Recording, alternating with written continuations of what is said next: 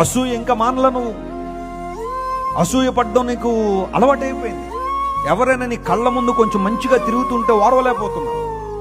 ఎవరి పిల్లలైనా కొంచెం డెవలప్ అవుతుంటే తట్టుకోలేకపోతున్నావు. ఏదో విధంగా నిందలేసేయాలని, వారి యవ్వన జీవితాల మీద మచ్చలేసేయాలని, మరకలేసేయాలని ఎన్నో ప్రయత్నాలు చేస్తున్నావు. కారణం అసూయ.